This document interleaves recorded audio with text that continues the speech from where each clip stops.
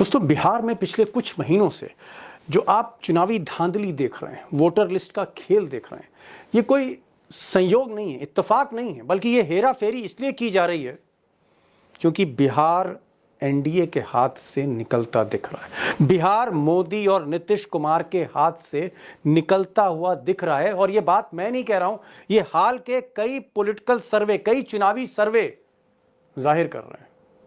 अब दोस्तों, जो ताज़ा सर्वे है ये हैदराबाद की सर्वे कंपनी SAS ग्रुप का है। दक्षिण भारत की पुरानी सर्वे कंपनी है। इस सर्वे में कहा गया है कि इंडिया गठबंधन यानी राहुल गांधी और तेजस्वी यादव बिहार चुनाव में इस वक्त आगे चल रहे हैं, उनको लीड है, बढ़त है। और एनडीए यानी मोदी जी और नीतीश कुमार ये पीछे चल रहे हैं। मोदी, नीतीश कुमार, चिराग पासवान और भी कई पार्टियां। एनडीए पीछे चल रही है, इंडिया प्लस आगे चल रहा है। अब किसको कितनी सीटें मिल रही हैं, क्या डिटेल है, वोट शेयर क्या है, ये सारी बातें मैं आपको पूरा डिटेल आगे बताने जा रहा हूं।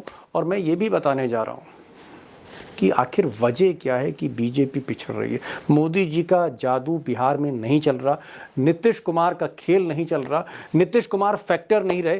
क्यों एनडीए पिछड़ रही है, व्हाट आर द रीजन, कारण क्या है, मैं आपको बताऊंगा। और मैं ये भी बताऊंगा इसी वीडियो में कि अगर नवंबर में बिहार मोदी जी के हाथ से निकलता है, बड़ा इंपॉर्टेंट स्टेट हाथ से निकला, तो क्या 2 महीने बाद देश की राजनीति बदलने जा रही है। अब पहले सर्वे की बात कर लेते हैं। अब यूं तो ये जो पॉलिटिकल सर्वे हैं, चुनावी सर्वे आते हैं, इलेक्शन से पहले आते हैं, इलेक्शन के बीच में आते हैं। दोस्तों, सही कहूं तो मैं इस पर यकीन नहीं करता हूं इन सर्वेस पे, बहुत मैनिपुलेटेड होते हैं। लेकिन ये जो सर्वे दक्षिण भारत की कंपनी का, ये सर्वे मैं इसलिए दिखा रहा हूं क्योंकि इनका जो पिछला सर्वे था बिहार पे 2020 में जो चुनाव हुआ था वो काफ़ी एक्यूरेट था। और 2020 का जब मैं इनका आंकड़ा देखता हूँ, एनडीए को तब इन्होंने SAS ग्रुप ने 120 से 127 सीटें दी थी सर्वे में, प्री पोल सर्वे में, और एक्चुअल सीटें 125 मिली। तो कहीं ना कहीं एक्यूरेसी थी। यूपी, उस वक्त इंडिया नहीं था, यूपीए था, उसको 108 से 112 सीटें दी थी और एक्चुअल में 110 सीटें मिली थी। तो क्योंकि थोड़ी एक्यूरेसी थी, सटीक थोड़ा सा इनका विश्लेषण था, बड़ा सैंपल साइज लेते हैं, ज़्यादातर IITians हैं, तो मैंने सोचा कि इस सर्वे को मैं आपसे शेयर करता हूँ। अब इस बार का ये जो सर्वे है ये बताता है कि एनडीए और इंडिया अलायंस में यानी मोदी नीतीश और राहुल तेजस्वी, इनके बीच में कड़ी टक्कर है, ज़बरदस्त फाइट है, लेकिन राहुल तेजस्वी आगे चल रहे हैं, उनको लीड है। पहले हम ज़रा वोट शेयर देख लेते हैं, उसके बाद मैं सीट्स पर आपको बताऊंगा। सर्वे के मुताबिक एनडीए प्लस का जो वोट शेयर है वो 37.5% है, 37% के आसपास वोट शेयर है। इंडिया का जो वोट शेयर है, कितने वोट जा रहे हैं, वो 38.75% है, 38% से ज़्यादा है। और एक जो नई एंट्री ली है प्रशांत किशोर ने, उनकी जो पार्टी है जन स्वराज पार्टी, JSP, इसके बड़े चौंकाने वाले आंकड़े सामने आ रहे हैं।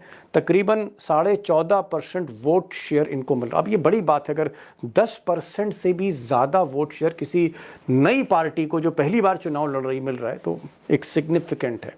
मतलब जो एक्सपेरिमेंट हमने केजरीवाल का दिल्ली में देखा, उस स्केल पे तो नहीं कहूँगा, लेकिन कुछ उसी तरह की तस्वीर प्रशांत किशोर की मुझे बिहार में दिख रही है। लेकिन एक बात फैक्ट है कि इन सबसे आगे, इस भीड़ में सबसे आगे राहुल गांधी और तेजस्वी चल रहे हैं।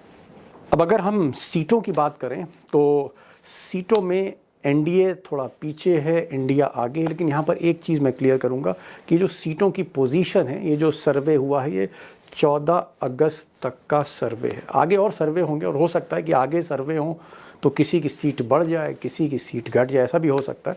फिलहाल जो 14 अगस्त तक जो पोजीशन है उसमें एनडीए प्लस 108 से 114, यानी मोदी जी 108, 114 पर खड़े हुए हैं 243 के विधानसभा में। और इंडिया अलायंस, राहुल गांधी तेजस्वी, इंडिया प्लस महागठबंधन आप कह सकते हैं, 115 से 121, यानी टक्कर है, लेकिन आगे इंडिया है। और JSP, जन स्वराज पार्टी, मैंने पहले भी कहा चौंकाने वाले नतीजे आ सकते हैं, 14 से 19 सीटें JSP को जा रही हैं।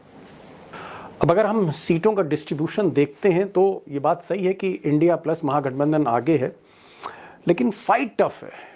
इंडिया और एनडीए में फाइट टफ है। मोदी वर्सेस राहुल या नीतीश वर्सेस तेजस्वी में फाइट टफ है, ज़बरदस्त फाइट है। और बीच में जो प्रशांत किशोर कुछ सीटें जीत रहे हैं या जीत सकते हैं, ये एक बड़े प्लेयर मुझे लगते हैं, एक बड़ा फैक्टर आप कह सकते हैं, या इम्पॉर्टेंट फैक्टर प्रशांत किशोर हो सकते हैं। अगर ये चुनाव फंसता है तो फिर प्रशांत किशोर बहुत इंपॉर्टेंट हो जाएंगे। उनकी स्थिति वैसे ही होगी जो दिल्ली में नायडू बाबू की है, जिधर जाएं उधर सरकार बन रही है।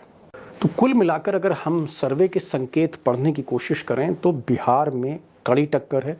इंडिया अलायंस गठबंधन आगे चल रहा है, उसके पीछे एनडीए है और कहीं ना कहीं प्रशांत किशोर एक फैक्टर के तौर पर उभर रहे हैं। सवाल इस बात का है कि ये स्थिति तेजस्वी और राहुल गांधी भी समझ रहे हैं और अपनी लीड को और आगे बढ़ाने के लिए, अपनी जीत को और कंसोलिडेट करने के लिए राहुल गांधी 17 अगस्त से एक ज़बरदस्त यात्रा पे निकल रहे हैं, बिहार की वोट अधिकार यात्रा। और ये यात्रा, इसके बारे में कहा जा रहा है, जो 17 अगस्त से शुरू हो रही है सासाराम से और पूरा बिहार कवर करते हुए ये 1 सितंबर को पटना में ख़त्म होगी, जहां बड़ी रैली करेंगे। अब ये जो यात्रा है राहुल गांधी की, अगर ये कामयाब होती है, ज़बरदस्त कामयाब होती है, तो एक चीज़ तय है कि जिस लीड को बढ़ाने की कोशिश राहुल तेजस्वी कर रहे हैं, वो लीड उनकी बढ़ सकती है। यानी ये यात्रा बड़ी डिसाइसिव, निर्णायक होने जा रही है। दोस्तों, जो असली सवाल है कि बिहार में मोदी जी ऑपरेशन सिंदूर लॉन्च करने के बावजूद क्यों कामयाब नहीं हो रहे हैं, सारा खेल वोटर लिस्ट का करने के बावजूद बढ़त क्यों नहीं मिल रही है। और नीतीश कुमार एक इम्पॉर्टेंट फैक्टर जो आप कह सकते हैं, जिसकी वजह से पूरी की पूरी जो है सरकार ही पिछली बार गिरा दी मोदी जी और मोदी जी के चाणक्य ने, और हम नीतीश कुमार को अपने साथ लिया है, वो क्यों नहीं क्लिक कर रहे हैं। बड़ा फैक्टर है और 4-5 फैक्टर मैं आपको बताता हूँ। नंबर 1, सर्वे भी जिसकी तस्दीक कर रहा है, यादव और मुस्लिम, ये जो MY कॉम्बिनेशन है, बहुत बड़ा चंक है वोटर का, ये कहीं ना कहीं आरजेडी की तरफ जा रहा है। एक मुश्त तो नहीं कहूँगा, लेकिन भारी संख्या में यादव और मुस्लिम आरजेडी की तरफ जा रहे हैं, इंडिया अलायंस की तरफ जा रहे हैं। उसमें कांग्रेस भी शामिल है, लेफ्ट पार्टी भी शामिल है। और दूसरा फैक्टर, जो युवा है, जो यूथ है, पहली बार वोट दे रहा है, दूसरी बार वोट दे रहा है, बेरोजगार है, ये कहीं ना कहीं मोदी और नीतीश कुमार डबल इंजन की सरकार से बेहद नाराज है और शिफ्ट कर रहा है, स्विंग कर रहा है इंडिया अलायंस की तरफ। तीसरा फैक्टर, ये जो जन सुराज पार्टी है प्रशांत किशोर की, जिसमें भीड़ बढ़ती जा रही है, अच्छा रिस्पांस उनको मिल रहा है, ये बात सही है। ये कहीं ना कहीं आप कह सकते हैं कि बीजेपी का जो वोट है वो काट रहा है, यानी अपर कास्ट वोट खासकर अट्रैक्ट हो रहा है प्रशांत किशोर की बातों की तरफ, उनकी दलीलों की तरफ। बीजेपी को नुकसान कर सकते हैं, इंडिया को नुकसान कर सकते हैं। चौथी बड़ी चीज़, अब तक की अगर आप जितने भी इलेक्शंस बिहार के देखें, जो मेरी मेमोरी में है, नीतीश कुमार एक बड़े फैक्टर रहे 20-22 वर्षों से, बड़े फैक्टर रहे। इस बार ये चुनाव ऐसा है जहां नीतीश कुमार फैक्टर नहीं है। अब उनकी तबीयत नासाज है, जो भी है, आगे तफसील से एक्सपर्ट से बात करेंगे, बट नीतीश फैक्टर नहीं, बिग फैक्टर नहीं है इस बार।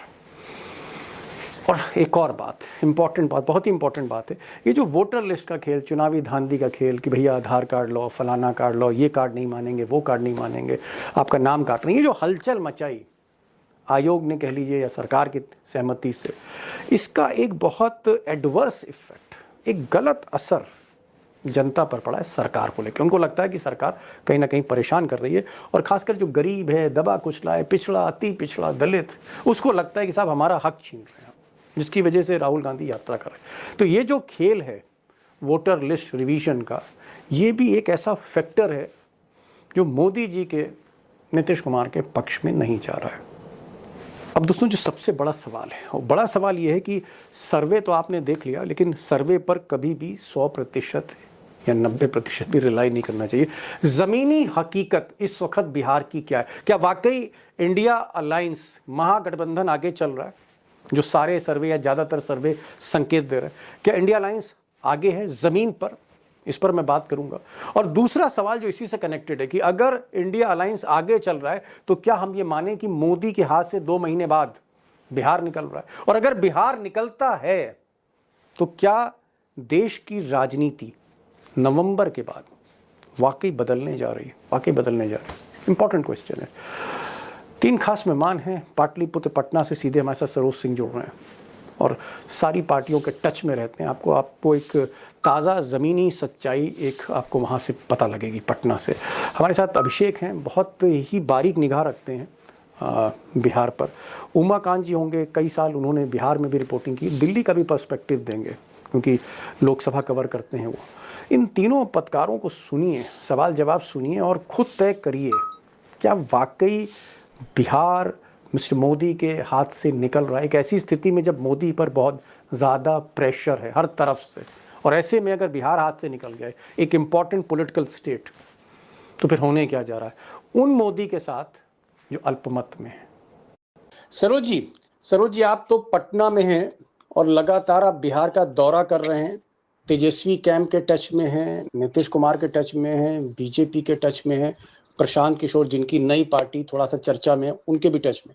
मैं ये जानना चाह रहा था, क्या आपको लग रहा है, लोगों से बातचीत में लग रहा है, सर्वे को थोड़ा हम किनारे करें, क्या आपको लग रहा है कि इस वक्त महागठबंधन इंडिया अलायंस यानी कांग्रेस और तेजस्वी यादव, राहुल तेजस्वी यादव प्लस लेफ्ट, क्या इनको एज आपको दिखता है? ये चुनाव में आपको आगे दिख रहे हैं?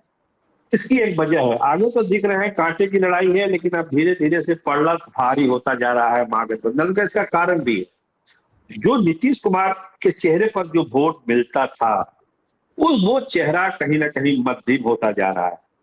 पूरे बिहार में कहीं भी आप किसी भी विधानसभा क्षेत्र में चल जाइए, आपको किसी भी पार्टी के लोग हों, जनता दल यूनाइटेड के भी लोगों से बात करिएगा तो वो उनका यही कहना है कि फिजिकली बहुत फिट नहीं है।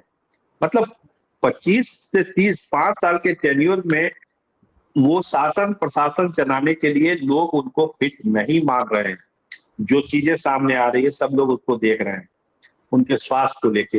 ये एक बड़ा झटका लगा है जनता दल यूनाइटेड को। जिस चेहरे पर वोट मिलता था, एनडीए को वोट मिलता था, वो चेहरा ही मध्यम हो रहा है, जिसका पूरा फायदा महागठबंधन को और तेजस्वी यादव को मिल रहा है।